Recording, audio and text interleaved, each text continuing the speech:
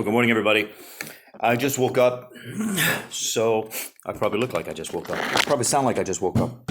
Actually, I just ate breakfast. So, and I can see that this camera is not arranged very optimally. So now I can't drink my coffee because I have it on top of my coffee cup. Okay, let me put it on top of my juice glass. Okay. Now the hard part is just getting I don't know. Let's see. Let's try this. Okay, how about that? All right. Okay, so what I want to talk about today, thank you for watching my video, by the way. Today is December 23rd, 2020. I just watched a very interesting video on ciphers involving a cipher, that's C-I-P-H-E-R. And in case you don't know what that is, that's like a code. That's like an encryption, okay? Morse code would be a type of a cipher. Navajo code talking is a type of a cipher. Morse code is obviously the dots and the dashes, tick, tick, tick, tick, tick, tick, tick, tick, tick, tick, tick, tick, tick, like in the old days. And Navajo code talking is something along the lines of, tree, beaver, water, river, rock, sky, storm, cloud, and they understand. We don't understand it, but they understand it. And Navajo code talk has a very famous history in World War II, because they really helped us out, because their language is extraordinarily efficient. They can say in 30 seconds what takes us 3 or 4 minutes to say. So very fascinating stuff. So I just listened to a video on Masonic, what's it called? Masonic squares, okay? No, sorry. Magic squares, Masonic, I can't remember what it's called, Masonic code?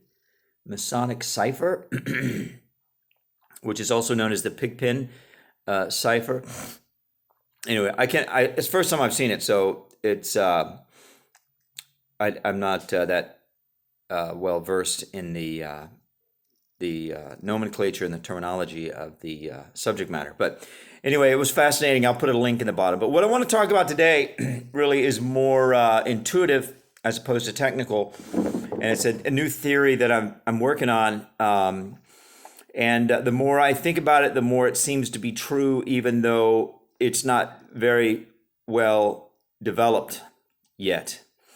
But here's something I want to say before I say what I have to say, is that this is how, in my experience, this is how you develop your own ideas, is that you come up with an idea and then you share it, okay? And the magic of the catalyst or the spark in the development of your ideas is in the sharing.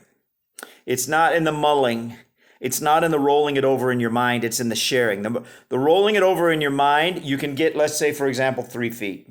Okay. And then when you share it, you get a quantum leap. For whatever reason, I don't understand. But that's where you go. You share your 3 feet with somebody, and then either immediately thereafter or a little while later, you get like a quantum leap to 12 feet. Because you got to get that stuff out of your mind, to free up your mind so that it can continue to work on the issue, So that's also the way you find your voice, right? Because developing your theories, your ideas is synonymous with finding your own voice. And now, if you don't have your own voice, then you have somebody else's voices. You have somebody else's voice.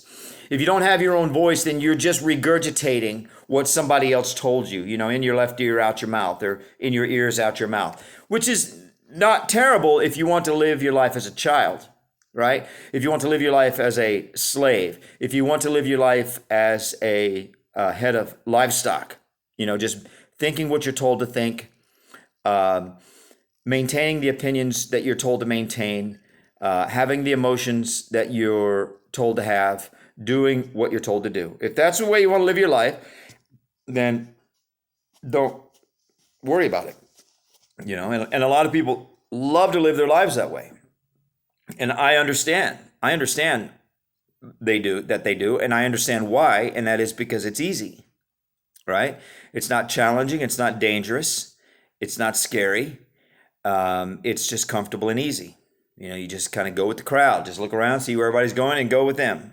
You don't have any of your own thoughts, you don't have any of your own questions, you don't have any of your own ideas, you don't have any of your own emotions, you don't have any of your own ideas about or impulses about what should be done. You're just doing what everybody else does. It's very comfortable.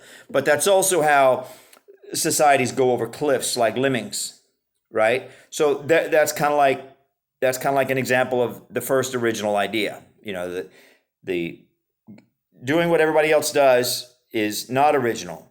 Having the thought, oh, but wait a minute, if I do this, this is how lemmings go over cliffs. This is how Nazis become Nazis. This is how societies end up en masse doing horrific things, or they might not be horrific, but they might be really dumb, right? They might be self-destructive, or they might not be horrific, they might not be dumb, but they might also not be optimal, right? So you're living beneath your potential if you're just following the crowd sometimes, maybe most of the time, maybe all the time. And that kind of does dovetail into what I really want to talk about today, which is a new definition of the occult, okay? And this is something I'm working on. And like I said, it's not very developed. I have about 3 feet, but I'm putting it out there because I want to get the quantum leap to the next 9 feet, to the next, wherever the nine. And the thing about the quantum leap, you don't ever know where it's going to go. It might take you in the direction that you thought you were headed, but then again, the quantum leap might take you off at an angle, and you might end up, whoa. You might end up way down the road somewhere where in a little bit different angle that you thought that you were going. But what's the thing about a long distance and a tiny angle? A long distance and a tiny angle equals a great distance between where you are and where you thought you were going to be, right? If you're going off at 0 degrees for 1,000 miles, you're going to end up over here. If you go 1,000 miles at 1 degree, you might end up 300 miles away from your originally projected destination. So even though it's a tiny angle, it can be down the road, long way down the road, it can be an extraordinarily long distance, like extraordinary long distance in the sense of literally a different world, right? Because 300 miles can put you in a different culture, can put you in a different country, can put you in a different, South Carolina as opposed to Kentucky, something like that, So different, or Kentucky as opposed to Pennsylvania, or, different culture, right? So, a different world, different landscape, different, weather patterns, different food. I mean, just a different world, right? So that's the thing about that quantum leap that I was referring to. Okay, so what I want to talk about the occult is the word occult. We're taught to be afraid of the occult, okay? And I think we have to go back to what FDR said. I think it was FDR who said, we have nothing to fear but fear itself. I think every time we feel fear, every time we experience somebody trying to make us afraid, that's when we should become afraid. And I don't mean fear in the sense of like panic. I don't mean fear in the sense of timidity. I don't mean fear in the sense of quivering. I mean fear in the sense of skepticism, fear in the sense of awareness, fear in the sense of like an alarm going off that probably I'm being scammed, probably not guaranteed. If somebody tells you there's a rattlesnake, maybe you should be afraid, right? But we should take fear, all right, very seriously as a threat itself. Fear is itself a threat.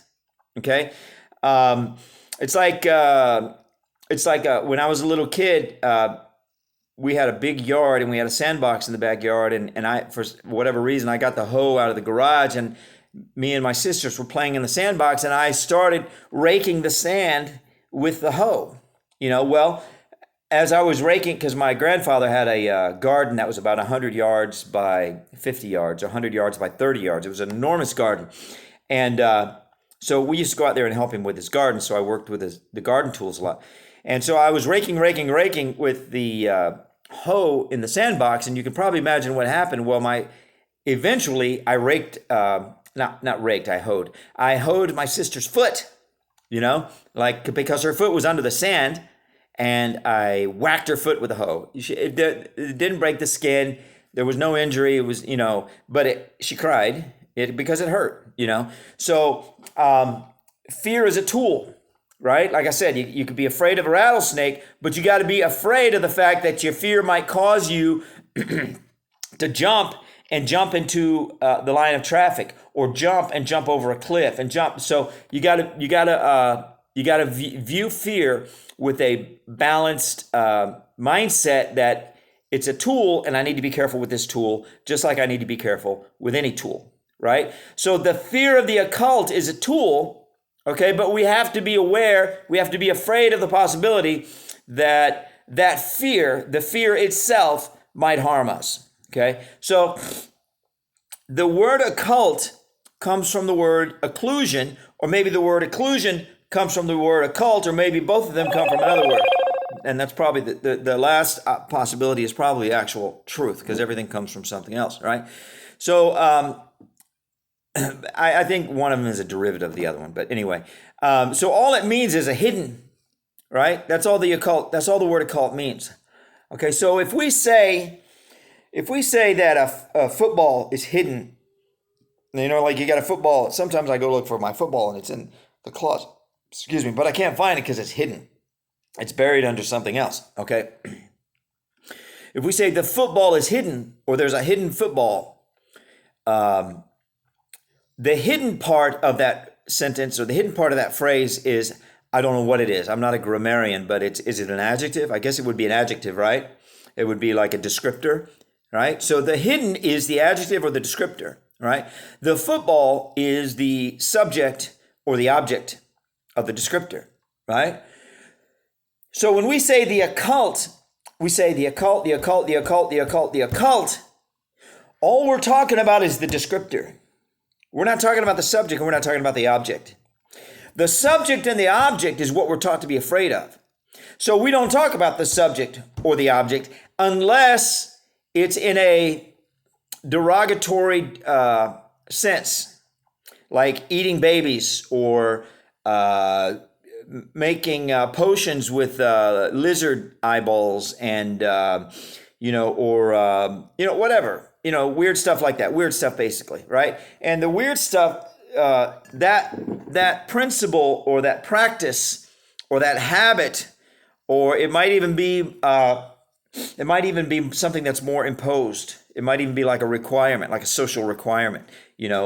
That social requirement of only referring to the object of the adjective hidden, otherwise known as occult, the subject as a social custom, or as a social rule, we are required to refer to it only in the most negative sense imaginable. Like I said, lizard eyeballs, bat wings, hexes, different stuff like that. Okay? So we are therefore, by extension, made afraid, right? Or repulsed. Afraid or repulsed. Same thing, basically.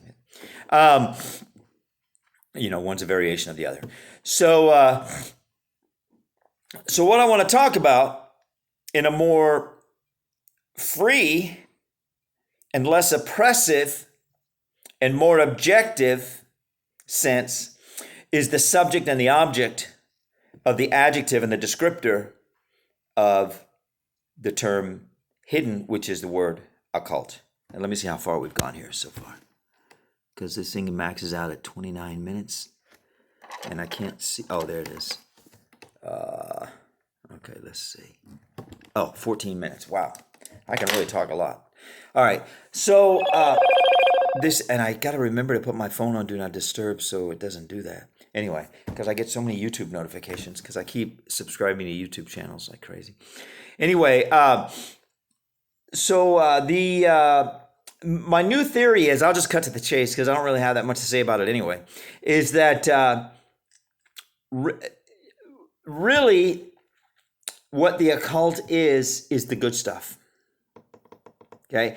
And the psyop is the bat wings and the lizard eyeballs and the hexes. That's the psyop. That's the fear. That's the way they keep the masses away from them, right? And here's the other point that I forgot to make about the descriptor hidden and the object, the descriptor and the object, the hidden football, the hidden knowledge, because that's what a cult is, hidden knowledge. What do you hide? You don't hide garbage, right? You don't hide, something that's repulsive.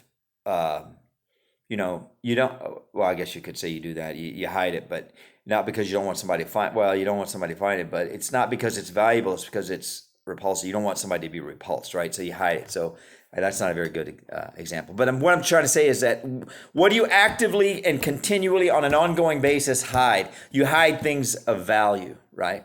That you don't want people to have. So if this is true, and I'm not saying that it is, I'm just saying it's my theory. It's my latest theory. It's my new theory that I'm working on. What do you hide? You hide things that are of value. Okay. So if that's true, then it must also be true that the things that are not hidden are, in relative terms, of little value. Now, what does that mean? Okay. What does that mean? What that means is if you, like me, have a populist mainstream education, you have a flea market education. If you get mainstream populist medical care, then you get flea market medical care. And when I go to Walmart, I feel like I'm at a giant flea market. That's just what it feels like to me. So you could say flea market or you could say Walmart. If you get mainstream, if you go to mainstream entertainment, then you're going to Walmart flea market entertainment. If you get mainstream populist religion, then you're getting flea market Walmart religion. If you live in a mainstream populist popular neighborhood, then you're living in a flea market Walmart neighborhood. If you clothes. If you wear populist mainstream clothes, then you're wearing flea market. Okay. Now I'm not speaking from my perspective. I'm speaking from the perspective theoretically, because this is just a theory. Okay. I'm trying to speak from the perspective of the people who are the subject and the object of my new theory. Okay. I'm trying to speak from their perspective. Okay. So I'm saying from their perspective, that's the way they look at us. Okay. And we know, okay. And who are these people anyway? They're the rulers. Okay. They're the ruling class. They are the government, basically, but not just the government. They're also the government, and they're also the pretty vast, the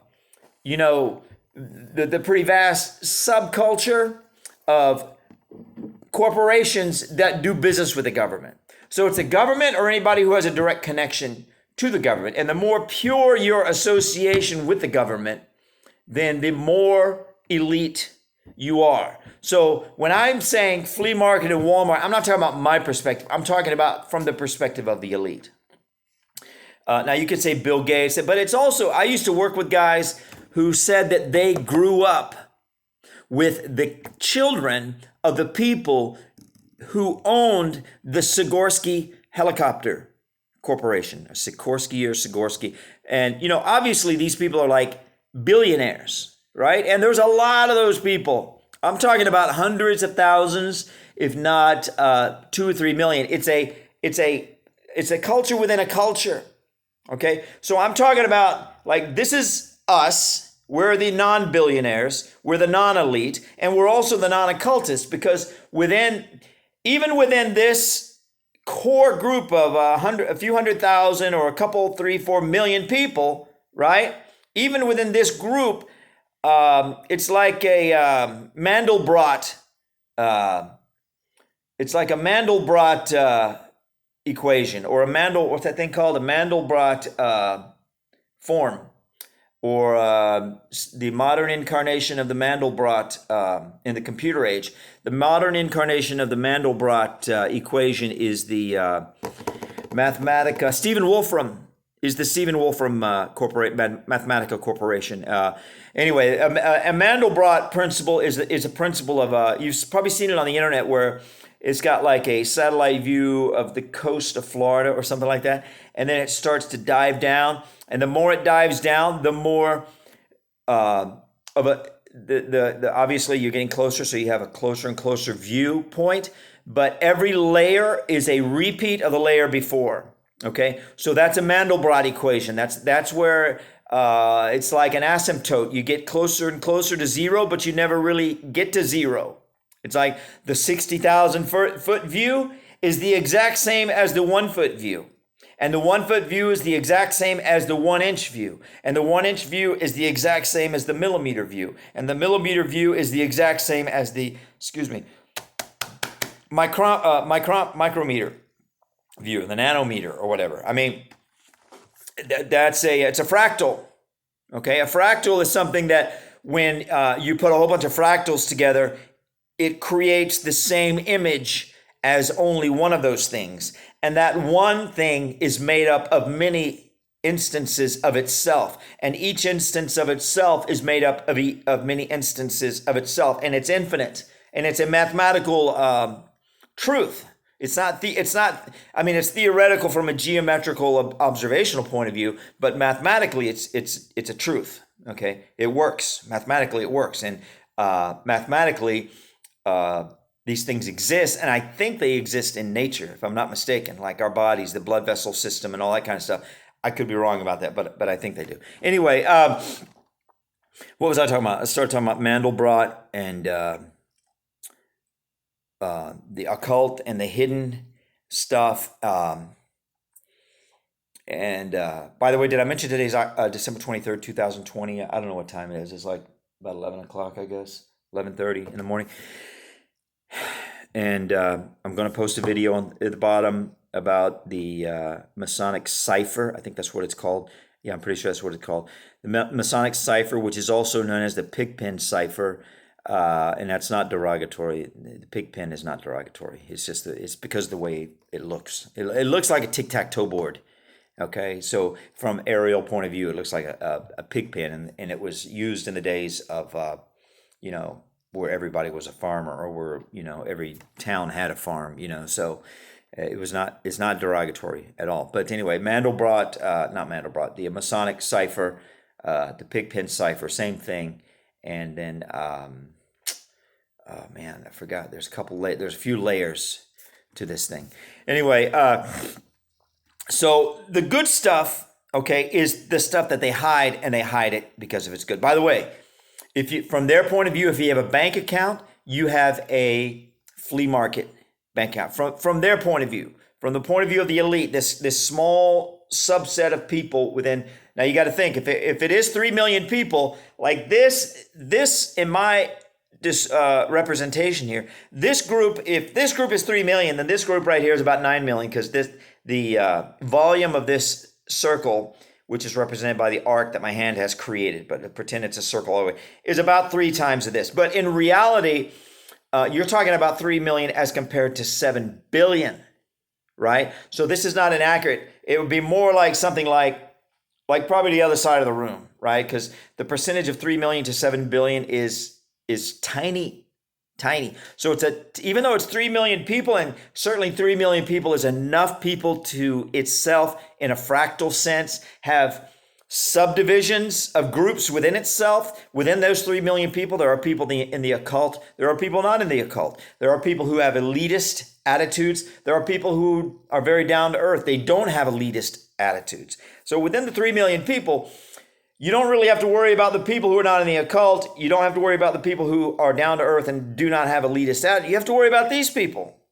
You have to worry about, not these people. You have to worry about the subset of these people who are the elitist, who are into the occult, who are, who look at the rest of us like flea market attendees. And it doesn't matter if you make $4 million a year or $40,000 a year. It doesn't matter. That has nothing to do with the way we subdivide ourselves.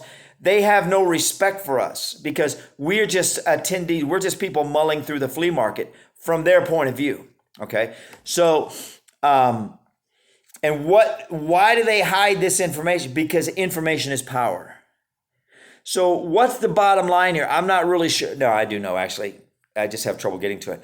The bottom line is that the information that they hide is the good stuff. That's the good stuff. That's why our educational system teaches such complete and total garbage. It's always been garbage from day one. It's always been. But it's just now becoming so much garbage that we can see that it's garbage. You know, like if you go to the flea market, you expect to see garbage, okay? Because you're at a flea market, right? But if you go to the flea market a lot, all of a sudden you stop, at some point in time, you stop seeing the garbage because you're just used to it, right? But so that's the way, from their point of view, that's the way we are, okay? But when the flea market starts to take for granted, how do you say this?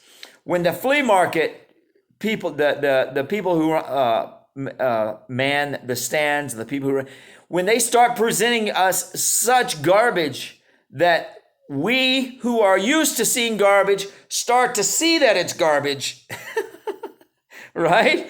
Then that's when you know something's wrong, right? When you go to the flea market, you always go with the mentality, it's like, I have to look at a lot of garbage to find something that isn't garbage that I actually want, right? And I like to go to the flea market, so don't misunderstand. But you do see a lot of garbage at the flea market, right? So, and that's what's happening. They've always given us maybe garbage isn't the right word. They've always given us the substandard stuff because they've always kept the good stuff for themselves. And that's what the occult is. It's the hidden stuff. It's the good stuff. So where does the evil come in? Well, it's not in the knowledge. That knowledge is the good stuff. Okay, it's not in the knowledge of the occult. It's in the hiding. If you're involved in or have any exposure at all to like counseling and therapy and helping people with psychological or emotional problems, then you're probably familiar with the phrase, secrets make you sick. Secrets make you sick. So the evil is in the hiding. It's not in the object of the hiding or the subject of the hiding. It's in the hiding. And where the lizard eyes and the bat wings and the hexes and the weird incantations, all that is part of the hiding. Because a lot of that is done like flotsam. You know, like when a missile is shot at an airplane, one defense mechanism for that missile attack is for the airplane to fire off, I think it's called flotsam. It fires off like 5 or 6 missiles, right? Because sometimes a missile's trajectory is guided by that missile's guidance system. And that guidance system is based upon either a visual lock or a heat detection system. So it's looking for heat. That's how the missile knows how to turn, because a guy who's flying an airplane that just had a missile shot at him, he can turn, right? So the missile can't just fly in a direction like a bullet. A missile has to have intelligence to be able to turn itself and guide itself and to turn itself and to keep itself aimed at a moving target, basically, right? So the way they do it is, I'm sure there's a bunch of different ways, but is they say, okay, go over that direction, and wherever the heat is, follow the heat, right? So the missile follows the heat, or get a visual lock on that thing over there in that general direction, and wherever that thing goes, follow it, and so the missile follows it, right? So when the plane shoots off 5 or 6 missiles, little tiny missiles, probably slow moving but very hot missiles in different directions, the attacking missile gets confused. And it doesn't know, oh, wait a minute, I have 7 targets now, I don't know what to do. So maybe it starts chasing the wrong one, right? So that's what a lot of these weird... I think this thing's about to stop. I'm going to stop now and make a new one. A continuation.